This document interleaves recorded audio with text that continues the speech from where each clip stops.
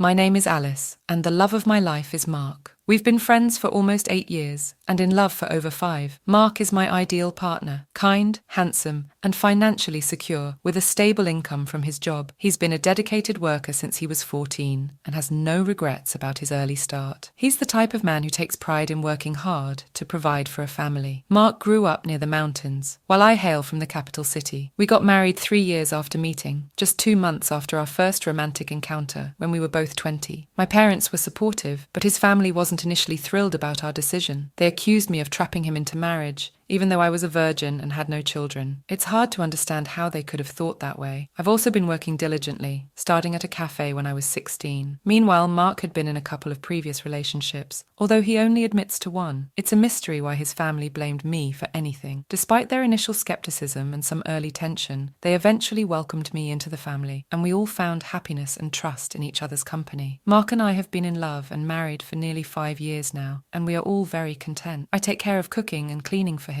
and am eager to fulfill any of his desires. In our intimate moments, I never refuse, and we both find immense happiness in each other. He is my ultimate desire in every way, and I wouldn't ask for anything more. Now, this is where things get complicated. I've been working alongside a man named Sam at the cafe since the very beginning. Sam, who is 34, handles maintenance and janitorial tasks. Let me make this crystal clear. I have absolutely no romantic desires or attraction towards Sam. He is simply a kind-hearted person who has gone through a difficult time. His wife cheated on him and left, taking their daughter with her. A paternity test later revealed that the child wasn't biologically his, exposing the affair and implicating another man as the father. Sam, who isn't just my friend, but is also beloved by all our colleagues at the cafe, was in deep despair after this heart-wrenching episode. He didn't want to go on with life and even took time off work, something he hadn't done in his 15 years at the cafe, never missing a single day until this ordeal. I was extremely concerned about my friend and co-worker. To boost his confidence, I began talking to him at work and insisted that we have lunch together every day, along with other co-workers in the break room or outside at the picnic tables, to chat in the fresh air and sunlight. Sam feels like he's lost his masculinity because of what his estranged wife did to him. He believes no woman will ever want him again, causing him immense anguish. I told Sam that this isn't true at all. I firmly believe any woman would be fortunate to have him as her partner. He is kind, gentle, a good provider, and a loving father to his daughter. I'll share more about that part of the story later. Having conversations with Sam over these weeks gave me an idea. I thought I could help him regain his sense of masculinity and at the same time explore a relationship with a different man, something I had never done before except with my beloved Mark. This would help me resolve that lingering question in my mind. I then planned when to approach Mark with my solution and seek his approval. After we finished dinner and cleaned up, I sat down with Mark for our discussion. I shared my thoughts and suggestions with him. His response was to burst into laughter and give me a crazy, incredulous smile. He thought I was joking about all of this. I assured him that I wasn't joking and explained why I believed this could be an ideal solution for both Sam and me. I emphasized that he had nothing to worry about concerning Sam because I had no desire or attraction for him. Mark became quite upset and stormed away, slamming the bedroom door. However, he didn't lock the door, and I knew what he wanted. To show my love and commitment, I removed all my clothing and entered the bedroom. He can never resist me, just as I can never resist him, even after 5 long years. I gave him everything he loves, and we fell asleep together in love and happiness, just as we always are. I waited a day before bringing up my suggestion to Mark again. I asked him if he had thought about it and whether he'd give his blessing. Once more, he firmly stated that he wouldn't, and warned that if I went through with it, he would file for divorce and have no further communication or friendliness with me. I acknowledged his stance with an okay and sat beside him to watch a movie. Eventually, I offered him a treat, and we spent the night together on the couch, still deeply in love with each other. During this time, I observed that Mark was distant and preoccupied with something other than our intimate moments or the delicious meals I prepared. He frequently talked on the phone outside our apartment or in a hushed tone in the spare room. My suspicions were raised, but there was nothing obvious. Days passed, and it was now Wednesday. After attending a community event, Mark was planning to drive to the mountains for a 4-day trip with his family. They had a yearly tradition of hiking during this time, which I had no issue with. I understood that he needed his male bonding time to maintain his masculine qualities and strength. Before he left for his trip, I brought up my suggestion once more. Mark seemed frustrated but responded, "Alice, you're an adult and I can't force you on any matter. If you want to be with another man, I can't stop you. I've already expressed my feelings about this." I hugged, kissed, and thanked him for his understanding. But he looked at me strangely before getting in his car and driving away. Before Mark left, he advised me to remember what he had told me. I expressed my love for him and continued to send affectionate messages and texts that night. The next day, during lunch, I met with Sam and shared my suggestion with him. He was completely surprised and hadn't anticipated this at all. He initially declined, stating that he couldn't engage in a relationship with a married woman. I explained that my husband didn't agree but allowed it, and this was what I wanted. Sam pondered my suggestion throughout Thursday night, unable to sleep. When we met on Friday, he agreed to it on the condition that both my husband and I were comfortable with it, emphasizing that there would be no emotional involvement, only the physical act. I assured him that I had no desire for him whatsoever. He was a nice man, but not someone I found attractive in any way. So on Friday night, I went to Sam's place. It was a cozy little home, and we had the encounter, using protection. There was no kissing or intimate gestures, just some physical contact in the act itself. It seemed to satisfy Sam quickly. For me, it was merely about putting an end to my curiosity. It wasn't a memorable experience and held no significance for me other than checking off a box. That evening, I sent a text message to my beloved Mark, informing him that everything had gone smoothly. I assured him that Sam's self-esteem had been restored, and I had found the answer to my question. I emphasized that I would never be with another man, only him, my love, Mark. It's crucial to understand that this was a purely physical encounter with the use of protection, devoid of any emotional connection or love, unlike the intimate moments I share with Mark. Let me clarify this for everyone out there. I chose to text Mark because I was concerned about his reaction, and he didn't respond that night. I spent a sleepless night filled with worry. Thankfully, the next morning he texted back, saying he would be returning home on Sunday instead of Saturday. While I didn't like the idea of him being away for 2 additional days, I appreciated his understanding regarding the suggested encounter and was grateful to have his love. The following day, Sam and I had lunch together, and he expressed his gratitude for the session and for helping him regain his confidence and sense of self. He also shared that he had been granted 50% custody of his daughter through the court, despite not being the biological father. I celebrated this news with him and explained that now that our purpose had been fulfilled, we didn't need to continue meeting individually for lunch or other gathering. He thanked me, understood, and assured me that he wasn't a deceitful person. During this time, I continued to send loving texts and intimate photos of myself to my dear Mark. However, his trip had poor service, so his responses were infrequent, and he mainly expressed his anticipation of seeing me on Sunday. I was filled with excitement and love, eagerly awaiting his return. But unfortunately, this story takes a painful turn. On Saturday, after a long day at work and shopping for Mark's favourite foods, I returned home to a shocking sight. My apartment was empty, and divorce papers were placed on the counter, accompanied by a note. The note stated, "I thank you and wish you good luck and success with Sam," signed by my beloved husband, Mark. I was overwhelmed with tears and disbelief, knowing that this decision was not his own, but influenced by his family's disapproval of me. Mark would never willingly do something like this. He had taken away all the furniture, silverware, cups, glasses and linens, leaving only a single set. Our king-sized bed was replaced with a small twin bed, seemingly from his nephew's room. He left me with a small TV and a chair. Additionally, he took all the kitchen appliances, but left me with just a saucepan and a frying pan. He even provided paper plates, plastic utensils, paper cups, and basic necessities like toilet paper and paper towels. My sole possessions left were my clothing, toiletries, and makeup. I attempted to call Mark, but I discovered that he had blocked my number. When I reached out to his mum and sister, I found that they had blocked me as well. This was the case with his dad and brother too. It became apparent that Mark had been consulting with an attorney during those times when he was away or in the spare room. It seemed like he had initiated this process shortly after I shared my suggestion, which felt like a deceitful move. I can't believe what's happened. I then read the letter included in the divorce agreement, which instructed me to direct all correspondence and conversations through the attorney, with no direct contact with my husband. This brought me to tears. At the end of the day, I decided to call the attorney to understand what was happening and how I would survive. I explained that I couldn't afford to pay for this apartment on my own. The attorney informed me that Mark had covered the lease payment, including basic utilities, for the remaining 2 months on our lease. However, I would need to manage expenses for internet, streaming services, and my cell phone on my own. The attorney also mentioned that when the lease expires, Mark had terminated it. If I wanted to stay, I would need to renew it with the landlord.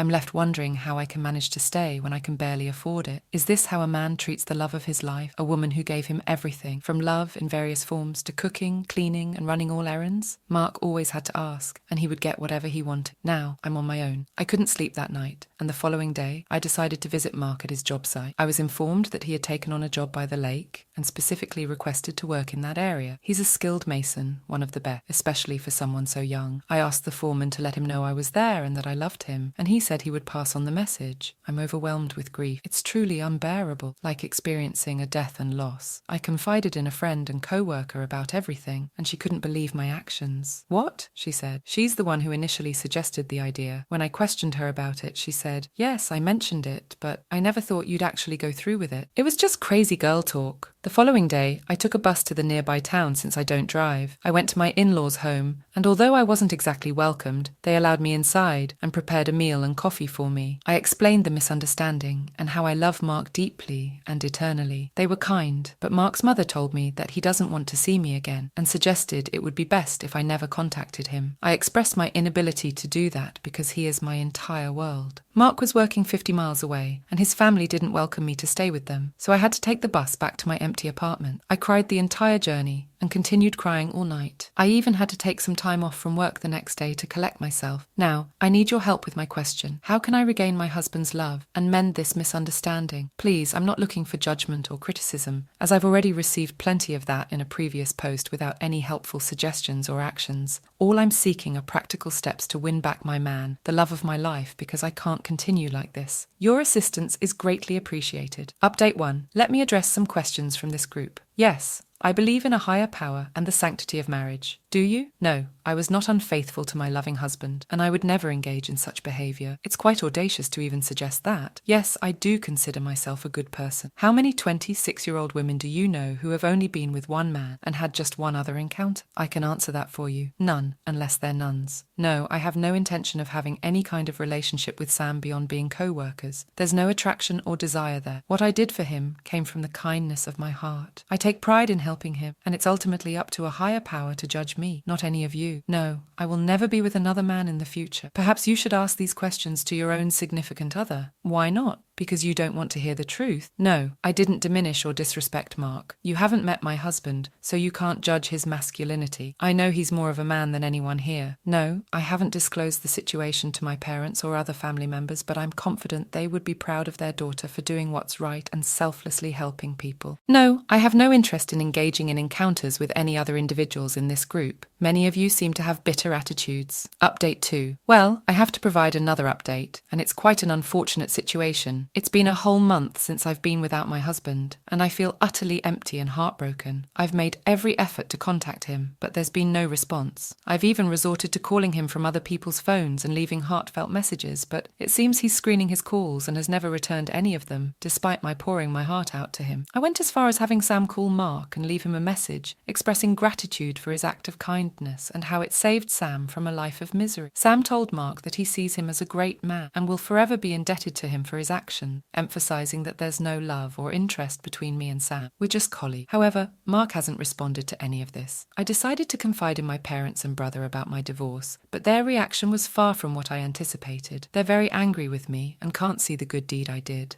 only focusing on the perceived infidelity. No matter how much I try to convince them that it wasn't cheating but a selfless act, they remain unconvinced and express disgust towards me. They've even suggested I go to confession every day for the next year. I believe that in the end it's up to a higher power to judge me, not the people on this earth, including my own family. Final update. Okay, I wasn't planning on returning to this troublesome post, but some kind-hearted people have asked for an update. So here it is. I really wish I could block all those bitter individuals in the comments. Anyway, let me fill you in on my current situation. I'm now living at our community hostel because my lease expired, and I don't have the financial means to afford rent in the capital city. It's a decent place, but it's only a temporary solution. I could have stayed with my parents, but I chose not to since they don't understand my perspective. Now about the divorce, it's official. It might just be the quickest divorce in our country's history, which seems to be my luck. But at least I have faith in a higher power to support me. The judge appeared to be quite traditional and didn't seem to have much regard for women in today's world. He viewed my suggestion as nothing more than cheating and disregarded the fact that I had helped Sam regain his life. He simply stated, "You can call it whatever you want, but it's cheating and a breach of your marriage." I tried to explain that my husband had given me permission, but when he asked my husband and his attorney, they both denied it, saying, "No, Your Honour, he did not. What Mark told Alice was, 'You're a grown woman, and I can't prevent you from doing anything.'" He then added that he had previously warned Alice that he would divorce her if she went through with it. The judge turned to me, and I conferred with my legal representative, who confirmed, yes, Mark did tell Alice this, and it's a truthful statement. The judge proceeded to ask, So why did you proceed with your affair knowing this? I and my legal representative were caught off guard and didn't respond. The judge then said that we didn't have to answer the question because it was irrelevant to the outcome. He then granted Mark the divorce, officially ending the marriage. As part of the ruling, he awarded me the equivalent of $8,000, which Mark was required to pay within 90 days. Can you believe all of this? Just $8,000 for 5 years of various forms of intimacy, cooking, cleaning, running errands,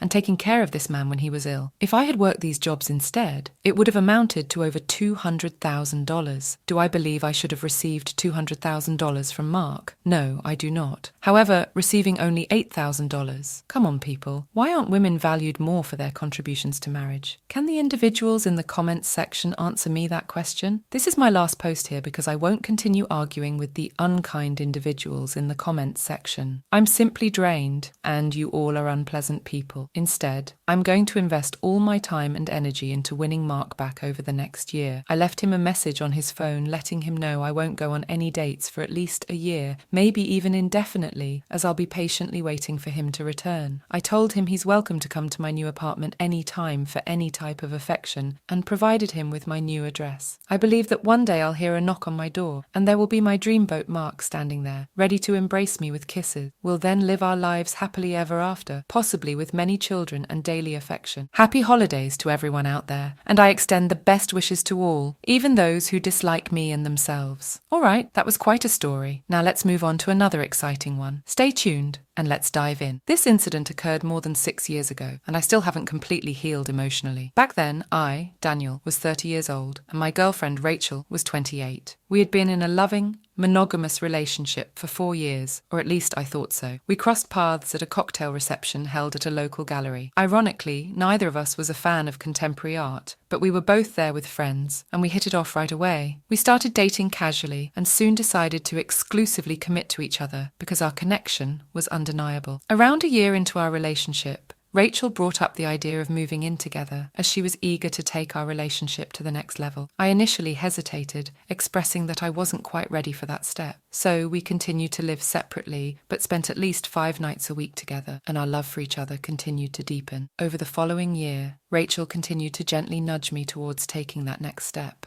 Eventually, on our 3rd anniversary, I reluctantly agreed, and we moved in together. Everything seemed to be going wonderfully, and despite being together for over 3 years by that point, our intimacy in the bedroom was still vibrant and adventurous. With our relationship going smooth, Rachel began dropping hints about marriage and starting a family. I let her know that I could envision that future with her, but wanted us to use this time living together to evaluate if we were truly ready to take that next step. Around 5 months into our cohabitation, I received quite a shock. Rachel called me at work to tell me that she had missed her period and might be pregnant. This caught me by surprise, since she had been on birth control. She assured me that she hadn't missed a single dose, so I attributed it to the small chance of contraceptive failure, which is around 8%. After ending the call with Rachel, I went through a whirlwind of emotions, ranging from fear to excitement. However, the more I thought about it, the more joy I felt about the idea of becoming a father. Driving home that night, I was overjoyed, and upon arriving home, I embraced and kissed Rachel, expressing my excitement, which made her equally happy. As the weeks passed, Rachel started inquiring about our marriage plans.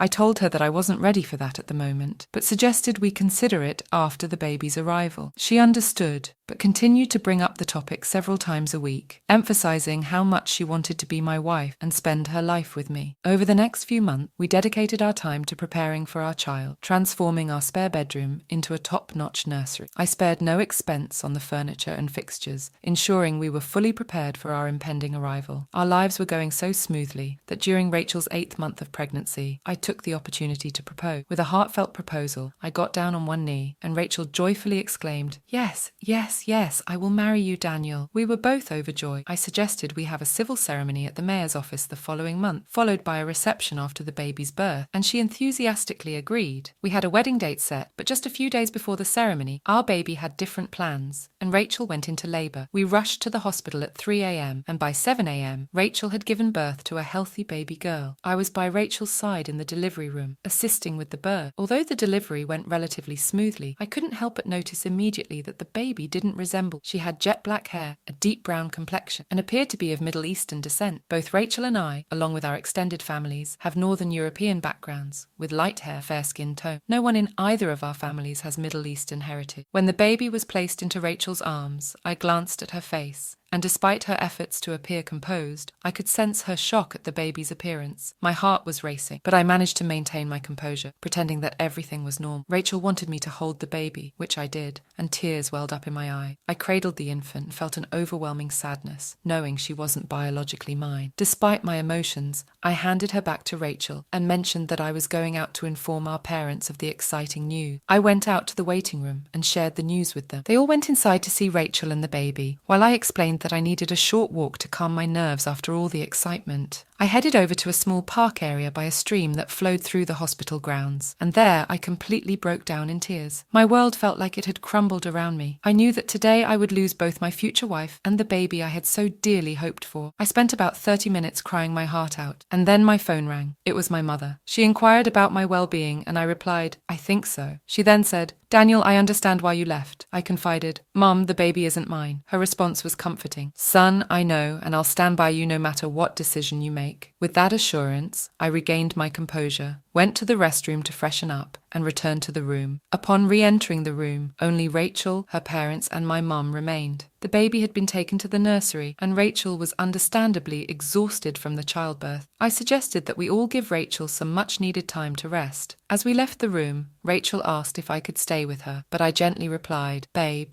it's best for you to rest." Without talking, we all headed to the cafeteria and spent a few hours there while Rachel got some rest. Upon returning upstairs, I allowed her parents to check on her first. After spending about half an hour with her, they relayed that Rachel wanted me to be with her, so I went in to comfort her. Rachel began talking, expressing her happiness, and asked if I was happy too. I reassured her that I was thrilled that both she and the baby were healthy. Concerned, she observed, "You seem distant. Is something wrong?" I replied, "We need to talk," she inquired. "Talk about what?" To which I responded, "The baby." Perplexed, she asked, "What about the baby?" That's when I disclosed, "Rachel, the baby is clearly not mine." She reacted defensively, stating, "It is your baby. Who else would it be?" I challenged her, saying, "You tell me." Her response was tearful sobbing, and I allowed her to cry for what felt like an eternity, but was actually closer to 10 minutes. After she composed herself, I pressed further, asking about the father of the child. Through her tears, she confessed, "You are the father." I didn't accept that and insisted, "Rachel, please don't lie to me." She fell into a silent daze, staring straight ahead. Eventually, she broke the silence, saying, "I'm so sorry, Daniel. I was unfaithful, but I want you to be the baby's father." I disregarded her plea and repeated my question, "Who is the father?" Reluctantly, she admitted that her ex, who she had been with for over 6 years, had come to town 10 months ago, and they had a brief encounter at our apartment. I stood up and walked over to the window, gazing down at the traffic below. Rachel anxiously asked if our relationship was over. I conveyed that it was, as I couldn't fathom trusting her again. She burst into tears, begging for another chance, but I firmly asserted that it was not possible. I insisted that she needed to inform our parents about this situation immediately. Rachel begged me not to disclose it to them. Firmly, I told her, "Rachel, you must do this now, because you won't be returning to our apartment when you and the baby are discharged tomorrow." Tearfully, she pleaded with me again, but I simply repeated, "No," and went outside to fetch our parents. As we entered the room, Rachel's father noticed her tear-stained face and inquired about what was wrong. I asked everyone to take a seat, which they did. Then I instructed Rachel, saying, "Tell them what we just discussed." Overwhelmed with emotion, she burst into tears and couldn't speak. I proceeded to explain the situation to our parents, and all 3 of them began crying, with Rachel's parents crying uncontrollably. I informed Rachel's parents that when she was discharged the next day, she would be going home with them, and I would arrange to have all her personal belongings and the nursery we had prepared moved to their house. Throughout this conversation, Rachel continued to cry uncontrollably. Then I turned to my mum and said, "Mum, let's go." In response, Rachel screamed, "Daniel, please don't leave me. I love you and I'm so sorry." With that, we walked out the door, leaving her parents to console her. While we were driving away from the hospital, Rachel called and pleaded, "Please, Daniel, don't end our relationship like this." I replied, "Rachel, I didn't end our relationship. You did." I continued, "The trust we had is forever broken, and the person I knew and loved is gone." Despite her continued pleas, I remained silent, eventually telling her that there was nothing more to say before hanging up. The following morning, her father came over with his van, and we loaded all of Rachel's belongings and the nursery into the back. I accompanied him to their house, helped with unloading, and set up the nursery in one of their spare bedrooms. I was devastated. Rachel's mum inquired if there was any possibility I would reconsider and give her daughter another chance. Politely, I explained that it was not possible because I could never trust Rachel again, and I would never be able to love the child that was conceived by another man. With this, her father drove me back home, where I spent the next day crying my eyes out. Over the course of the next week, Rachel reached out to me relentlessly, making over 100 calls and sending numerous texts. She professed her love and asked for another chance. Initially, she understood my reluctance to marry her and become a father to her child. Instead, she suggested that we continue dating as we were before. I chose not to respond, and eventually the messages ceased. Undoubtedly, this has been the most challenging period of my life. Although I have no intention of being a part of Rachel or her daughter's life, I do entertain the thought of meeting her for a coffee when she turns 21. I'd like to express my gratitude for her early arrival, which prevented me from marrying her mother and further complicating my life. My parting advice to all men out there is to consider obtaining a pre-birth paternity test with every pregnancy. It can save you a lot of wasted time and heartache in the long run.